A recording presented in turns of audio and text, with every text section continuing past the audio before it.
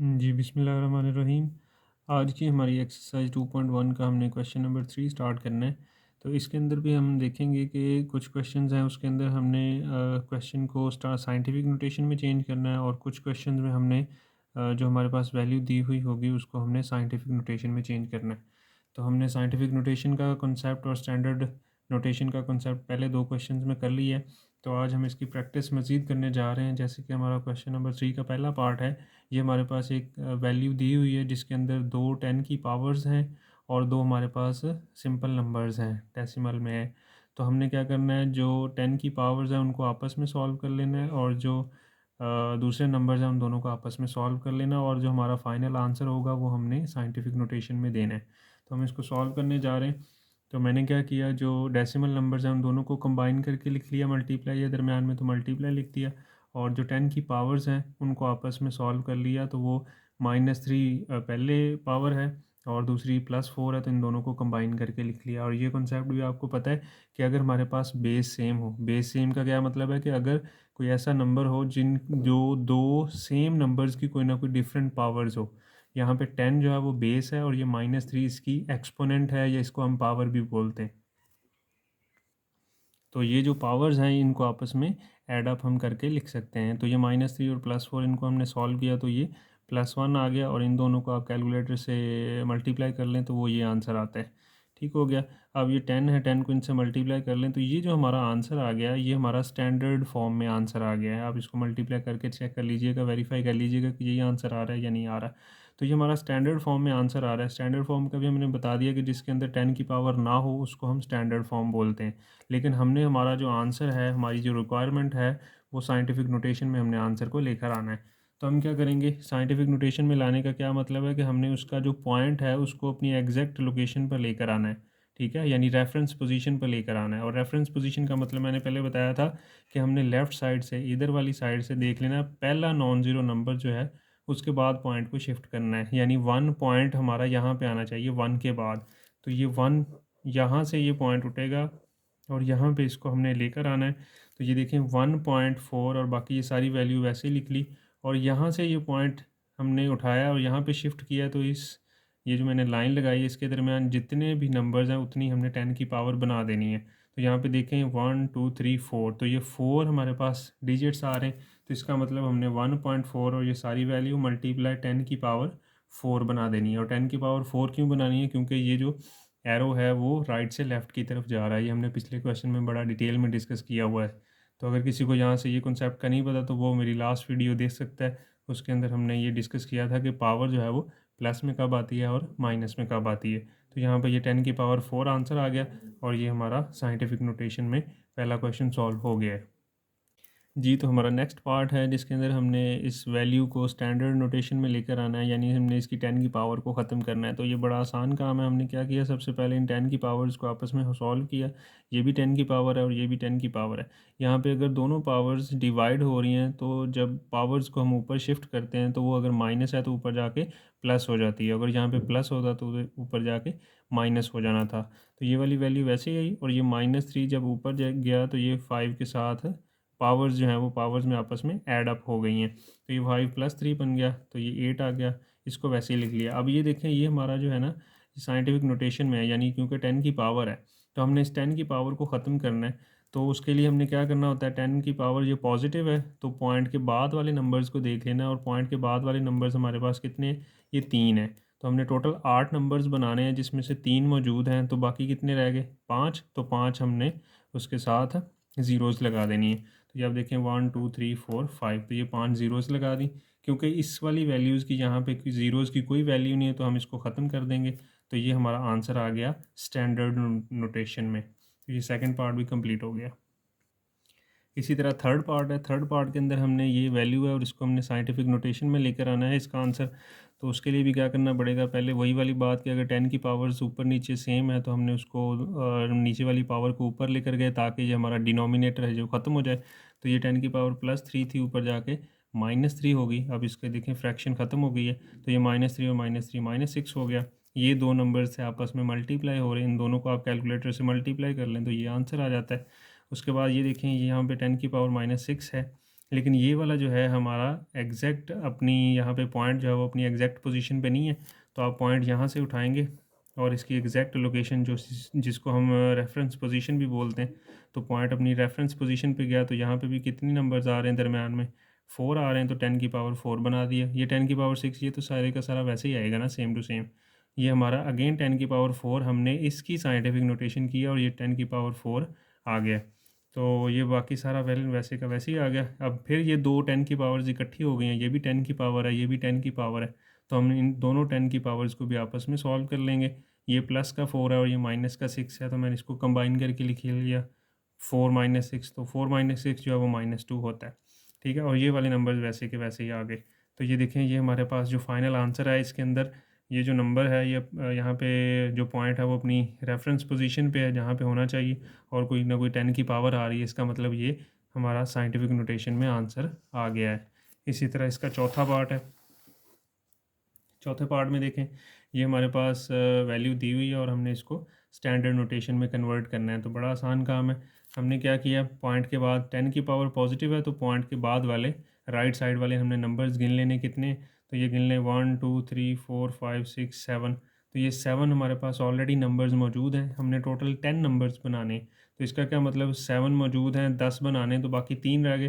तो 3 हमने right side पे ज़ीरोज़ लगा देनी है। अब इसका ये पॉइंट जो है वो ख़त्म हो गया। जैसे ये पॉइंट ख़त्म हुआ तो इसकी ये जो अगली वाली ज़ीरोज़ हैं, ये वाली ज़ीरोज़, इसकी कोई वैल्यू नहीं रहेगी। तो हम इस वैल्यूज़ को, इस ज़ीरोज़ को निकाल देंगे और बाकी जो हमारे पास आंसर आ जाएगा वो स्टैंडर्ड नोटेशन में आंसर आ जाएगा। जी, तो एक्सरसाइज 2.1 का क्वेश्चन नंबर 4 है और ये देखें आप, ये स्टेटमेंट वाले क्वेश्चंस हैं, ये बड़े इंपॉर्टेंट क्वेश्चंस हैं। अगर हम देखें रियल लाइफ प्रॉब्लम्स के लिहाज से, इसको वैसे भी इस तरह के क्वेश्चंस को रियल लाइफ सिचुएशंस कहते हैं या रियल लाइफ प्रॉब्लम्स कहते हैं। मतलब ये रियल लाइफ प्रॉब्लम्स का क्या मतलब है कि ये यहाँ पे हमें एक रियल लाइफ प्रॉब्लम, हमारी जो रोज़मर्रा ज़िंदगी में जो एक मुश्किलात पेश आती हैं, तो उससे रिलेटेड ये सवाल होते हैं, जिसे इंजीनियरिंग में भी काफ़ी ज़्यादा यूज़ किया जाता है। तो इंजीनियरिंग की तरह के सवाल हैं। तो हमने सबसे पहले यहाँ पे इस तरह के क्वेश्चंस को, की स्टेटमेंट को सबसे ज़्यादा अगर हम अच्छे से समझ लेंगे तो आई थिंक 50% या 60% जो है आपका क्वेश्चन सॉल्व हो जाता है। तो हमें सबसे ज़्यादा यहाँ पे फोकस हमारा जो उसकी स्टेटमेंट है उसको समझना होगा। तो हम स्टेटमेंट को पढ़ते हैं।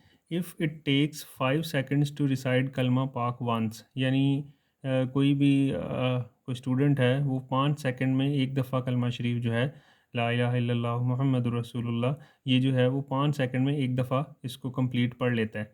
How many hours will it take to recite कलमा पाक 1 मिलियन टाइम्स।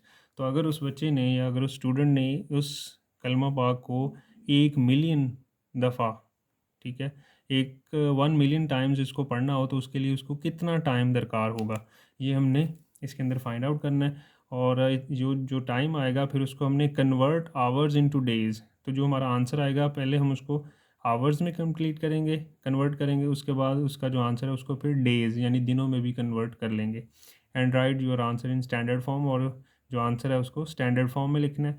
और स्टैंडर्ड फॉर्म लिखने के बाद राउंड ऑफ भी करना है, round of the answer discarding the decimal part. अगर हमारा आंसर जो है वो डेसिमल में आ रहा है तो हमने उसको राउंड ऑफ करके उसका जो डेसिमल पार्ट है उसको ख़त्म कर देना है। तो ये हमारे क्वेश्चन की स्टेटमेंट है। तो हम सबसे पहले इस तरह के जो क्वेश्चंस आपने अक्सर देखा होगा कि ये फ़िज़िक्स क्लास 9th में इस तरह के जो है वो न्यूमेरिकल्स भी आते हैं। तो ये फ़िज़िक्स से रिलेटेड थोड़ा सवाल है बड़ा इंटरेस्टिंग। तो इसको हम स्टार्ट करते हैं इसका सोल्यूशन। जी, तो वन टाइम रिसाइटेशन यानी एक दफ़ा पढ़ने के लिए कितना टाइम लगता है, वो 5 सेकंड्स हैं। तो 1 मिलियन टाइम्स रिसाइटेशन के लिए आपने 5 को 1 मिलियन से मल्टीप्लाई कर देना है। अब 1 मिलियन आपको पता होना चाहिए कि 1 मिलियन में क्या चीज़ें होती हैं। बेसिकली 1 मिलियन में 10 लाख होते हैं, ठीक है जी। तो 10 लाख ये मैंने लिख दिया, यानी 5 मल्टीप्लाई बाय 10 लाख, उसको अगर हम मल्टीप्लाई करें तो वो ये वाली वैल्यू बन जाती है। तो यानी इसका मतलब हमारे पास टोटल टाइम इतने सेकंड्स आ गया है, ठीक है जी। लेकिन हमारा आंसर, हमने पहले क्या करना था, आपने स्टेटमेंट ऊपर पढ़ी है कि जो आंसर आएगा उसको हमने आवर्स में कंप्लीट करना है और उसके बाद फिर दिनों में भी कन्वर्ट करना है। तो ये सेकंड्स हैं, सेकंड इंतहाई छोटा यूनिट है टाइम का, तो हमने उसको कन्वर्ट करना है आवर्स में। तो आप ये देख लें 1 घंटे में कितने सेकंड्स होते हैं, तो वो 60 मिनट और 60 ही सेकंड्स, यानी 60 मल्टीप्लाई बाय 60, तो वो 3600 होता है।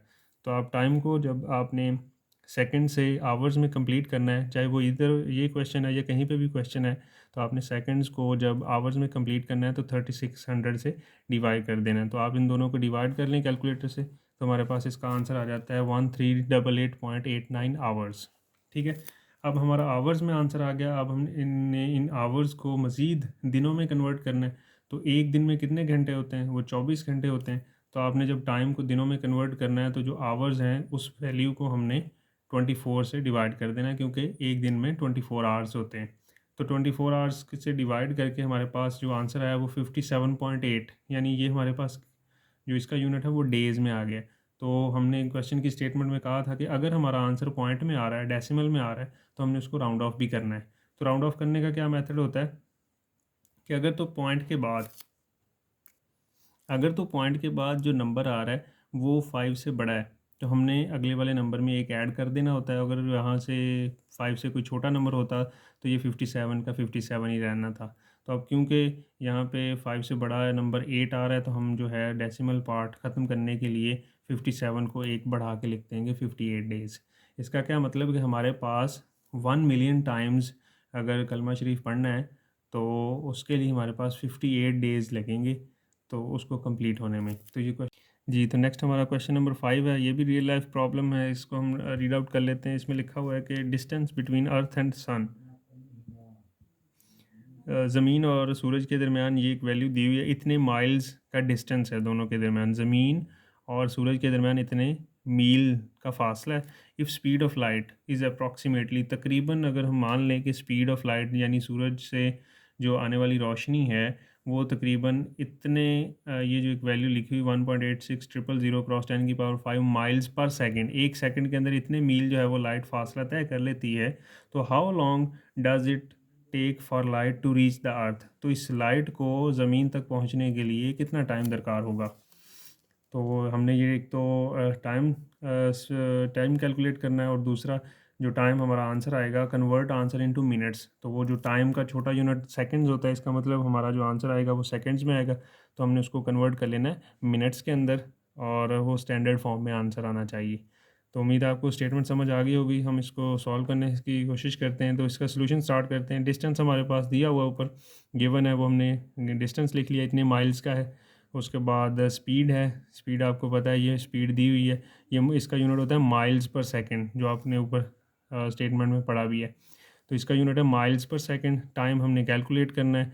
तो फिज़िक्स में आपने एक बहुत बेसिक सा फार्मूला है, हमने पढ़ा था formula, speed is equal to distance over time. तो हमने इस फार्मूले से, क्योंकि हमने टाइम निकालना है, तो टाइम और स्पीड के हमने जगह चेंज कर दी, तो टाइम का फार्मूला बन गया डिस्टेंस ओवर स्पीड। अब हमने टाइम को कैलकुलेट करना है, तो वैल्यूज़ पुट करते हैं। डिस्टेंस की वैल्यू पुट कर दी, और नीचे जो है स्पीड की वैल्यू, हमारे पास दोनों वैल्यूज़ मौजूद थी, तो दोनों हमने पुट कर दी हैं फार्मूले के अंदर। आप देखें ये डेसिमल पार्ट वाला जो है वो डेसिमल पार्ट से हल होगा, और जो पावर वाला नंबर है वो पावर वाले से हल होगा। यहाँ पे भी ये 10 की पावर है, ये भी 10 की पावर है। तो 5 को हम ऊपर ले जाते हैं, क्योंकि ये छोटी वैल्यू है, और ये कोई कोशिश हमने यही करनी होती है कि हमेशा छोटी वैल्यू को बड़ी वैल्यू की तरफ लेकर जाना है, ताकि हमारा आंसर जो है वो पॉजिटिव में ही रहे आंसर। तो ये प्लस का 5 है, ऊपर जाके -5 हो जाएगा। तो ये 7 - 5 इसकी पावर में आ जाएगा, और इसको आप कैलकुलेटर से डिवाइड कर लें तो वो 5.012, आगे भी कुछ आता होगा, तो हमारी मर्ज़ी है। आप पॉइंट के बाद 2 डिजिट्स लिखना चाहते हैं, 3 डिजिट्स तक लिखना चाहते हैं आंसर, वो आपकी मर्ज़ी है। तो मैंने 3 डिजिट्स तक लिख लिया, 5.012 इसका आंसर आ गया, लेकिन आंसर आ गया सेकेंड्स में, क्योंकि ये टाइम है और टाइम का सबसे छोटा यूनिट सेकेंड होता है। तो 7 - 5 हो गया 2, 10⁻² आ गया। तो ये हमारा साइंटिफिक नोटेशन में आंसर आ गया। तो लेकिन हमने जो है आपने ऊपर स्टेटमेंट में पढ़ा भी है कि ऊपर अगर आप देखें तो यहाँ पे स्टैंडर्ड फॉर्म में लिखा हुआ है, तो हमने आंसर को स्टैंडर्ड फॉर्म में लेकर आना है। तो 10⁻² को आप देख लें, 10⁻² 100 होता है वैसे तो, ठीक है। 10⁻² का मतलब है 10 × 10, तो वो 100 होता है। 100 को इससे आप मल्टीप्लाई कर लें कैलकुलेटर से, तो 501.2 सेकेंड्स, ठीक है जी। तो ये सेकंड्स में आंसर आ गया, लेकिन हमारे स्टेटमेंट में ये लिखा हुआ कि हमने जो आंसर है वो मिनट्स में लेकर आना है, तो हम इसको मिनट्स में चेंज करते हैं। जी, तो मिनट्स में चेंज करने के लिए आपको पता है सेकंड्स में दिया हुआ था, मिनट्स में कन्वर्ट करना है तो आप एक दफ़ा 60 से डिवाइड कर दें, क्योंकि एक मिनट के अंदर 60 सेकंड्स होते हैं। तो आप इसको एक दफ़ा डिवाइड कर लें 60 के साथ, जो हमारा आंसर है 501.2। तो 60 से डिवाइड करने के बाद जो हमारा आंसर फाइनल बन गया 8.35 मिनट्स। तो ये हमारा फाइनल आंसर आ गया, टाइम ये हमारा आ गया है 8.35 मिनट्स। ठीक हो गया जी।